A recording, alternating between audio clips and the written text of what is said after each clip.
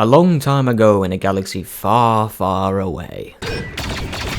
Should you buy Star Wars Battlefront 2 in 2022? Star Wars Battlefront 2 launched in a tragic state. Loot boxes, manipulative microtransactions, and pure money-hungry greed. But after all these years with consistent content updates and now the tragic end for Battlefront 2's support, is Star Wars Battlefront 2 worth buying or playing via Game Pass in 2022? I'm really looking forward to hearing your thoughts in the comments because this is Star Wars, arguably the biggest IP ever made, and I think it's safe to say that the reputation of Battlefront 2 has improved significantly over the last 5 years. So let's get right into this and see if there's any actual improvements. I'm going to start with the campaign with no spoilers as it's the weakest part of Battlefront 2, and then we'll go into multiplayer, plus the campaign can't really be updated. It's one of those things, it's set, it's there, you're done. That's it. So, if you haven't joined the Discord, get your ass in there, you won't regret it, lads and ladies, and I'm hoping to get a group of games together so you can all feature in the review, so hop in, hop in, hop in. Star Wars Battlefront 2's single player was advertised as an Empire-focused story, a story where you take part in the downfall of the Empire, slowly watching everything you dedicated your life to burnt to the ground by those pesky Jedi and rebels. But unfortunately, this was wasted. The campaign plays everything safe, from its story to level design, etc. There are some pretty cool moments, and they're pretty memorable from the story, and I will talk about them first, then move on to the negatives. Firstly, the positive part is playing as other characters other than Iden Versio. And don't get me wrong, her character isn't bad, but the writing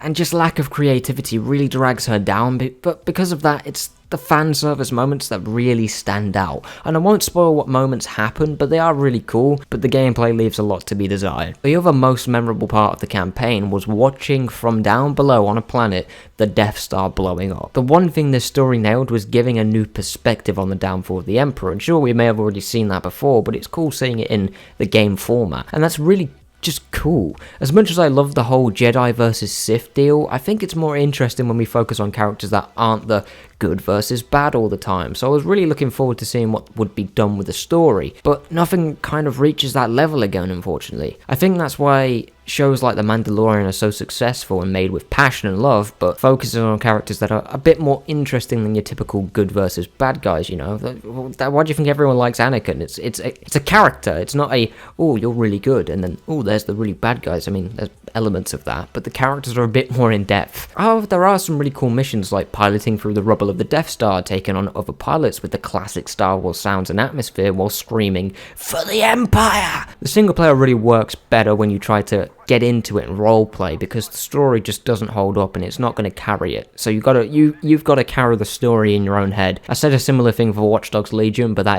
Legion is far, far worse in my opinion. So just go into this kind of expecting a bad experience, but if you can roleplay, you'll kind of enjoy it. The single player is basically a really good tour of the universe. You travel to various planets with various characters, exploring where other characters were between episode 6 and 7. And it is a really fun experience when it comes to seeing fan favorite characters. It's just the damn story which is a letdown. The missions are epic most of the time, and you get in that Star Wars mood, but there are a lot of flaws, which I will get into in just a second, other than the ones I've already mentioned. Like, literally a second. Missions are epic, but man, the gameplay is just so bad.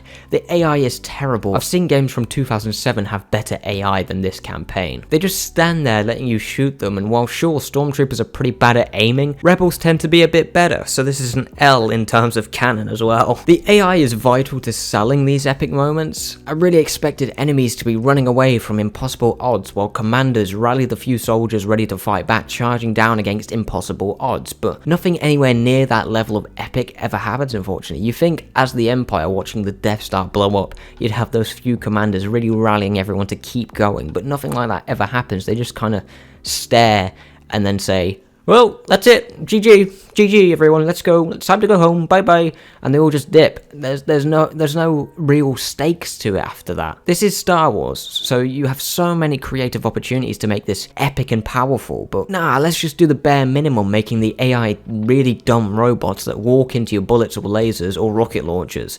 You get the point. They kind of just stand there and occasionally shoot you. That's it. This leads me onto level design. Battlefront 2 is gorgeous, but the single player is just really boring to play. You run down an area, shoot some enemies, barely move, and move on.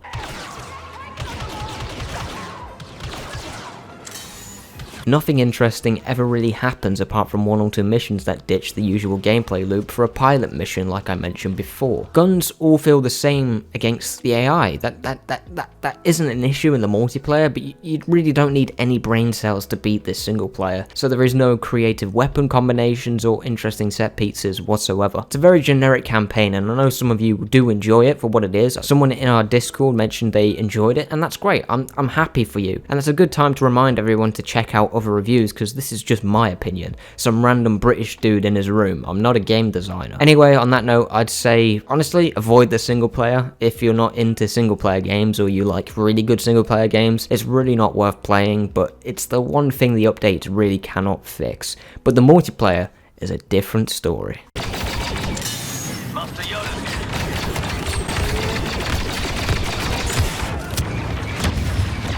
I have never seen a game so heavily despised turn into one of the best casual multiplayer games I've played in a long time. As I said earlier, and I'm sure you all remember 2017, Battlefront 2 launched in a terrible state and is one of the only live service games I think actually worked for the live service model. The community is still incredibly active right now, especially on PC, and the amount of content you'll get now is insane when Battlefront 2 is on sale. Now let's get into what I like, and then I'll talk about what I dislike, just like the campaign. The maps are gorgeous and plentiful. You get all 3 eras of Star Wars in this one package, which means a lot of content, characters, customization, etc. And it's all pretty damn good. Maps are well designed for the most part, each one offering different ways to flank and areas that are specifically designed for different characters you can pick, making your choices impactful. And one decision can actually decide whether you win the match or not. If you just chose to go as an aerial rather than an infiltrator, you could potentially save the game, or vice versa. Weapons, while lacking in variety in a strange sense, all feel fairly different and offers a shooting experience very different from other shooters out there, especially with the reload system, as it's not traditional, it's more of a quick time event, which I find quite cool and interesting to get used to because it's something different. It's always nice to experience something a bit different rather than the typical gameplay loop of every shooter out there. I did say the weapons aren't varied.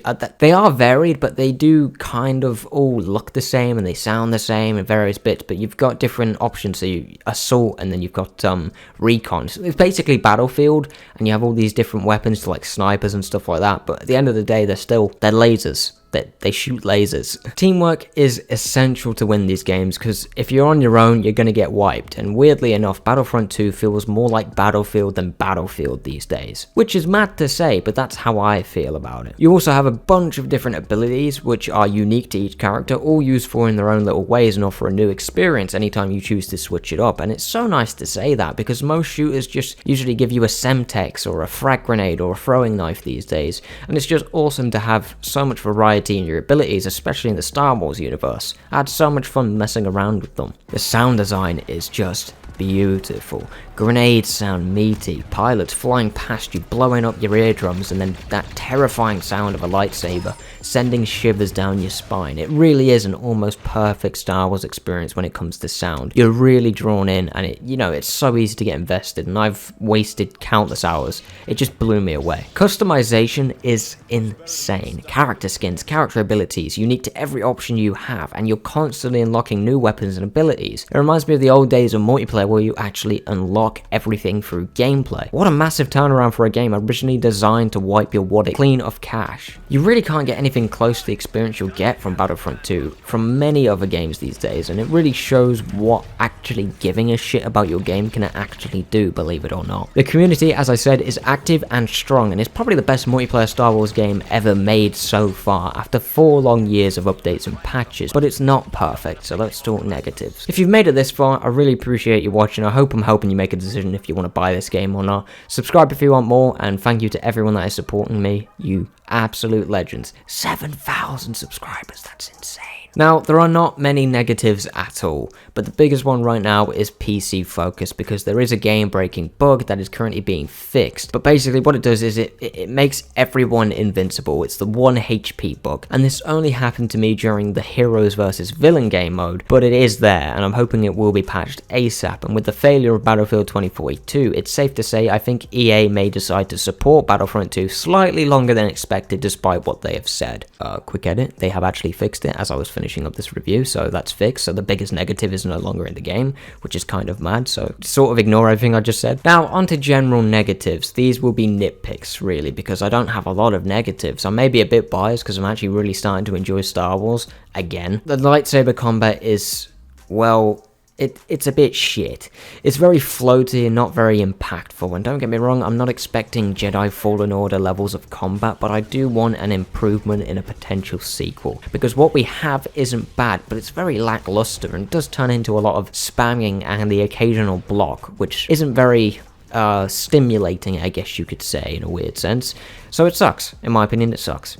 A recommendation on my side is I think it would be beneficial to design a game mode similar to For Honor, but with lightsabers, and then keep what we've currently got now for Supremacy and Galactic Assault, so we get the best of both worlds, so hardcore fighting fans can get that ultimate lightsaber fucking intense game mode, and then the classic Battlefront feel from other game modes. I think that would be a nice balance. The match lengths vary and are very inconsistent. Some end within 30 minutes and some take close to 2 hours to finish, in my experience anyway. And while that sounds cool, it may not suit casual players, and this is a casual game. It is Star Wars. I think the length of the games are a bit too long, but once again, that's just a nitpick, and sometimes games will finish way quicker than what I experienced. Sometimes gunplay can feel a little off, and I did die behind cover a few times, so it's pretty clear hitboxes are very generous, but you really won't notice it unless you purposely put yourself in a situation where you can see it happening, because this game is hectic, and I love it because of that, and the chances of you feeling like you've been cheated out of death is so low,